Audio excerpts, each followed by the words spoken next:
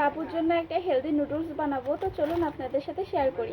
এখানে আমি পানি বসিয়ে দিয়েছি, তো এর ভিতরে গাজরগুলো দিয়ে দিব। তারপর এর ভিতরে নুডলসগুলো দিয়ে দিব অল্প একটু লবণ আর সামান্য একটু হলুদের গুঁড়াও দিয়েছি। আর নুডলসের যে মশলাটা আছে সেটা অল্প একটু দিয়ে দিব। এই রান্নাটা একদম সোজা আর খুব ইজি, বেশিক্ষণ টাইম লাগে না। তারপর ভালো মতো নাড়িয়ে দেব। আর এই রান্নাটা তো আমাদের জন্য না, এই জন্য সব কিছু মশলা একটু কম কম করে দিলাম। তারপর দিয়ে দিব সামান্য একটু তেল। এই তো বলক চলে আসছে, তারপর আবার একটু নাড়িয়ে দেব। আর মাত্র 3-4 মিনিটের ভিতরেই রেডি হয়ে যাবে। আর সব শেষে একটা ডিমও ভেঙে দেব।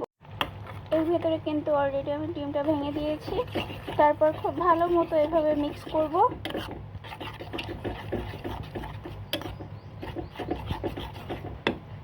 এই যে আমার রেডি হয়ে গেছে। চাইলে আপনারা আরেকটু ঝোল রাখতে পারেন যদি নিউবর্ন বেবি হয়ে থাকে, মানে 6 মাসের বেবি। আর আমার বাবুতে 1 বছরের বেশি, এই জন্য আমি এরকমটাই দিব। আর এটা জড়িয়ে যাওয়ার পরে আরও শুকিয়ে আরও কম হয়ে যায়। আর এটা অনেক টেস্টি হয়ে থাকে, বাচ্চারা তো অনেক পছন্দ করে।